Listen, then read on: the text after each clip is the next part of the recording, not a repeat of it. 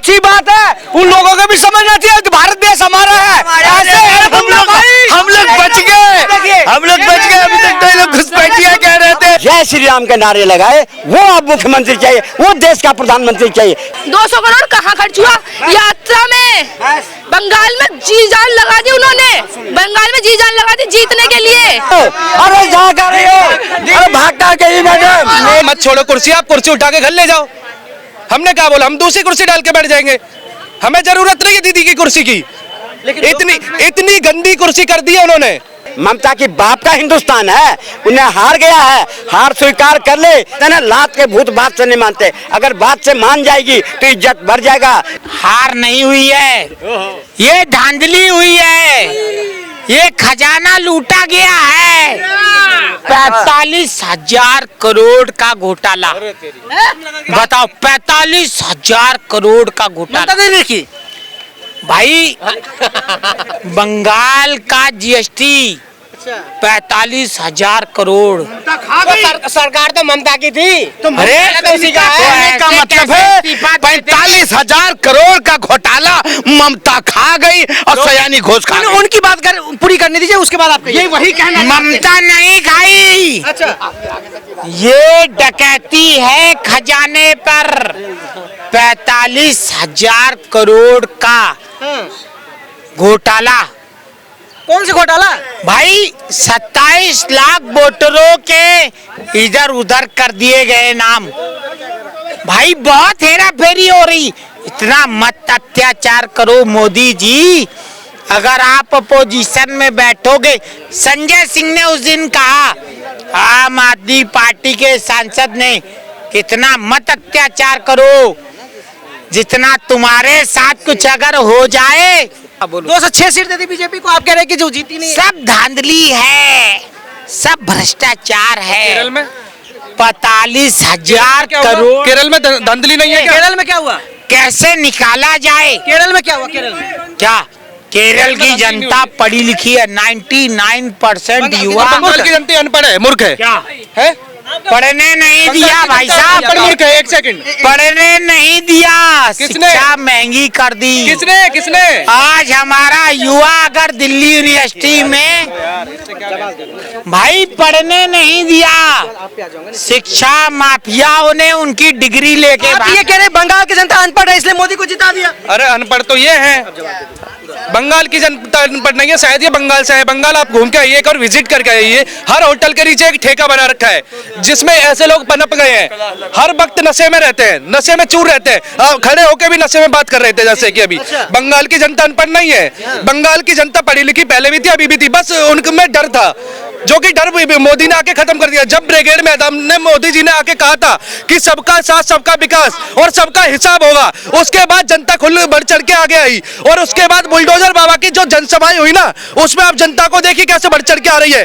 तो ये डर निकाला गया, उसके बाद जनता ने 93% वोटिंग हुई है। अनपढ़ लोग करेंगे 93% वोटिंग। दीदी कह रही मैं कुर्सी नहीं छोड़ूंगी तो मैं हारी नहीं, हराएगी। हर बार हर कोई किसी को हराता ही है। हर खुद से कोई हार जाता है कि ये बताइए पहले मुझे। वो कह रहे कि मैं कुर्सी नहीं छोड़ूंगी, मैं तो हारी नहीं। मत छोड़ो कुर्सी, आप कुर्सी उठा के घर ले जाओ। हमने क्या बोला, हम दूसरी कुर्सी डाल के बैठ जाएंगे। हमें जरूरत नहीं है दीदी की कुर्सी की, इतनी गंदी कुर्सी कर दी है उन्होंने। अच्छा, बैठ के उस कुर्सी पे इतने खून लगा दिए उस पे। माँ माटी मानुष की बात करती है दीदी, माँ की इज्जत लूट रही, माटी को बेच के खा रही है, मानुष को दिन रात लूट रही है। उस कुर्सी पे बीजेपी वाले बैठना भी नहीं चाहते हैं। और बंगाल की जनता चाहती थी बहुत टाइम से बदलाव हो चुका है। उसमें 2 लाइन बोलता हूँ कि निगाहों में मंजिलें थी, गिरे और गिरते के संभलते रहे। हवाओं ने खूब कोशिश करी, पर चिराग आंधियों में भी जलते रहे। लेकिन काफी संघर्ष के बाद वहाँ बीजेपी सत्ता में आती है। दीदी कहती है कि आप गलत तरीके से हमारे सपोर्टर्स के नाम काट के आपने सत्ता को हथियाया है। देखो, दीदी ने एक बात कही थी, तुमको अल्लाह की कसम है, अगर तुमने बीजेपी को वोट दिया तो अल्लाह तुमसे नाराज हो जाएगा। लेकिन जितने अल्लाह वाले थे उन्होंने सबने वोट दिया। आप देख लो जितनी उनकी सीट आई है।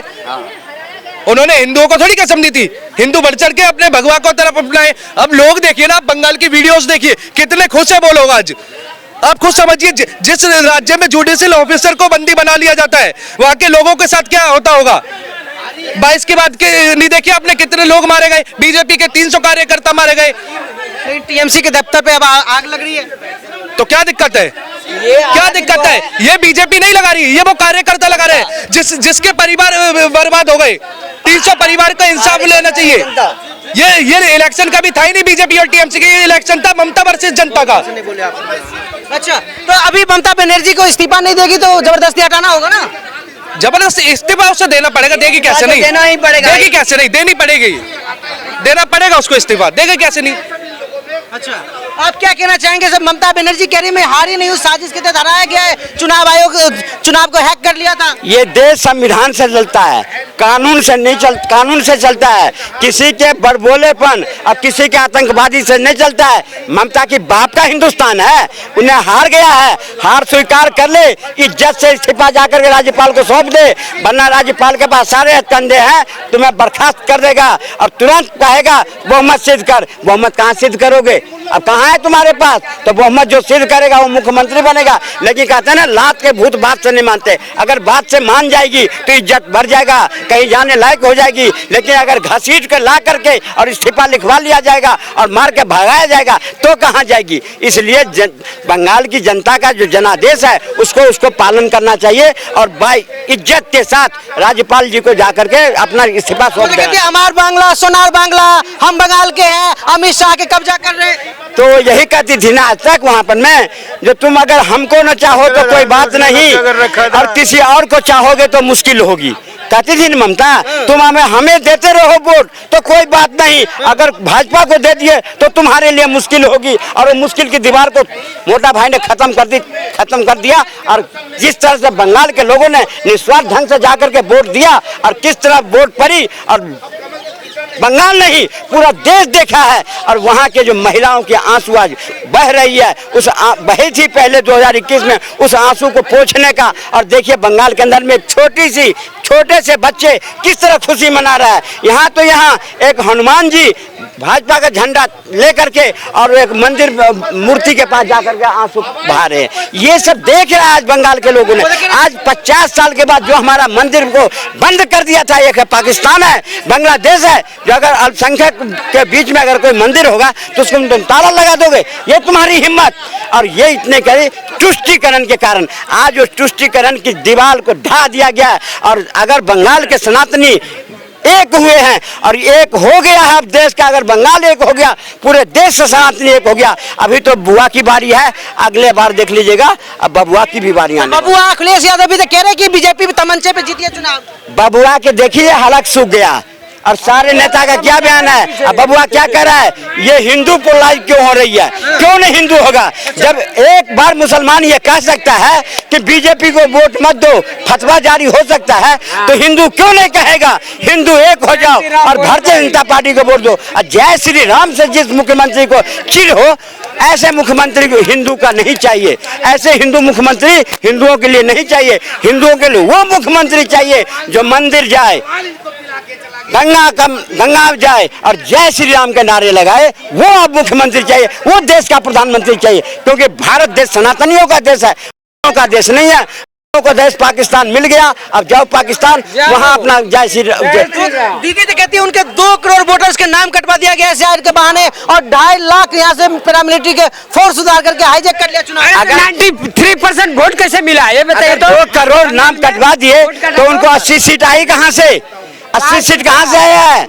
अगर धांधली ही करा होता तो 80 क्यों देते? 8 मिलता तब वो करती ना। लेकिन 80 सीटें मिली है। अब तुम्हें सत्ता नहीं मिले, मिलो न तुमसे हम घबराए, मिलो तो आंख चुराए। अब आंख चुरा रहे हो, आंख चुराने से कुछ भी नहीं होने वाला है पत्रकार महोदय।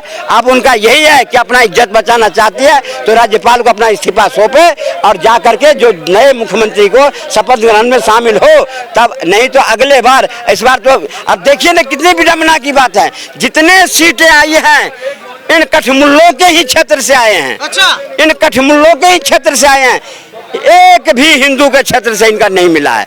बने तो क्यों नहीं होगा? सही कहा शुभेंदु अधिकारी ने कि अब वो नहीं चलेगी नारा जो सबके साथ सबके विकास। अब वो नारा चलेगा जो जिसका साथ उसका विकास। अब जिसका साथ उसका विकास, सबके साथ सबका विकास बंद करो। अगर मुसलमान ने वोट नहीं दिया है, एक भी का कोई काम नहीं करो और अपने दायरे में रहे। मोदी जी कहते सबका साथ सबका विकास सबका विश्वास। यही तो हुआ जो 14 साल में सबसे ज्यादा खा करके मोटे यही हुए, वरना कांग्रेस इनके लिए सही था, वरना कांग्रेस तो सही था जो भागलपुर दंगा करके कटवाता था, मुजफ्फरनगर दंगा करके कटवाता था, जितने दंगे हुए बड़े बड़े कौन कटे थे, यही कटे थे। मतलब कांग्रेस इनको शोषण भी किया और इनको कटवाया, वो बढ़िया था इनके लिए। लेकिन बीजेपी ने इनको सर्वांगीण विकास दिया, जो बीजेपी इनको जितने IAS IPS कंप्लीट करे हैं आज अगर दिया है तो इनको परेशानी आ रही है। 200 करोड़ का 200 साढ़े 200 करोड़ का 250 करोड़ का कर्ज दिया, जो कि पूरे 70 साल के नेता मिलके कर्ज नहीं ले पाए। 200 करोड़ कहाँ खर्च हुआ? यात्रा में बंगाल में जी जान लगा दी उन्होंने, बंगाल में जी जान लगा दी जीतने के लिए। बड़ी अच्छी बात कही उस बेटी के साथ, उस बेटा ये बना, अरे सुन तो लो, अरे जा कर रही हो, अरे भागता गई मैडम। मेरी दीदी जो है, मेरी दीदी ये नहीं सुनने को तैयार है। जब संदेश खाली में बहनों का इज्जत लूटा गया, माताओं का इज्जत लूटा गया, जो है वहाँ आरजेकर मेडिकल कॉलेज में हमारी बहनों का इज्जत लूटा गया, उस वक्त हमारी दीदी के मुंह में आवाज नहीं थी, उस वक्त मेरी दीदी के मुंह में आवाज नहीं थी। आज आवाज आ रही है। अभी जो मैडम बोल रही थी 200 करोड़ की, 200 करोड़ तो दिखाई पड़ गया, पर वंदे भारत जो दिल्ली से कश्मीर तक जाती थी क्यों नहीं 70 साल में चली, वो नहीं दिखाई पड़ा उनको। आज चाइना को पछाड़ करके भारत रोड के स्थान पर दूसरे स्थान पर में, वो उनको नहीं दिखाई पड़ा। धारा 370 हट गया मोदी के शासनकाल में, वो उनको नहीं दिखाई पड़ा। जो आज दिल्ली से लेकर के और कन्याकुमारी तक भारतीय जनता फैला है, आतंकवाद जितने आतंकवादी थे सब, आप कितने आतंकवादी हमले होते थे सब बंद हुआ, वो नहीं दिखाई पड़ा। तभी कह रहा हूँ ना, कुछ लोग ऐसे हैं जो अपना चीर हरान करवाने के बावजूद भी वो पसंद आता है। संदेश खाली में ऐसी महिलाओं के साथ ही क्या हुआ था, एक शब्द नहीं है उनके पास, ठुकुर ठुकुर। आप ये सुनो, अब बीजेपी को हराने वाला कोई माई का लाल भारत में पैदा ही नहीं। दीदी तो कह रहे कि मैं कुर्सी नहीं छोड़ूंगी। वो कुर्सी छोड़े या ना छोड़े, वो तो देखो अपना स्टैंड दिखा दे रही है। मैं गारंटी से, ये लोग ही बदलने लगे तो बड़ी अच्छी बात है, उन लोगों को भी समझना चाहिए कि भारत देश हमारा है। ऐसे हम लोग बच गए, अभी तक तो ये लोग घुसपैठिया कह रहे थे, भैया बंगाल जीत गई, अब घुसपैठिया का मामला भी खत्म हो जाएगा। ऐसे लोग भाग जाना, ये देखिए बात करेंगे भारत की फिर भाग जाएंगे। ऐसे लोगों से सचेत रहना पड़ेगा और जो जिम्मेदारी मिली है उसमें बड़ा संभल के चलना पड़ेगा। भारतीय जनता पार्टी को एक एक कार्यकर्ता बड़े समझदारी से कह रही थी अभी 250 करोड़ का कर्जा। ये युवा बड़े खराब है, इनको जब काम चाहिए तो भाजपा अच्छी लगती है, जो इनका काम ना करे तो 250 करोड़ की बात करते। अरे युवाओं के उतर गए, जो बेटी के साथ हुआ, जब ये बेटी थी, ये भी की बहन है, और जब चुप हो जाती है, और एक महिला मुख्यमंत्री आज इतनी हारने के बाद भी कहती है मैं इस्तीफा नहीं दूंगी। बड़ी शर्म की बात है, आपको इस्तीफा भी कोई मांगने नहीं आएगा, आप मनाने नहीं आएगा ना, आपके साथ हो गया खेलना, आप चले गए बेलना, तो बंगाल की जनता ने आपका बना दिया पेलना।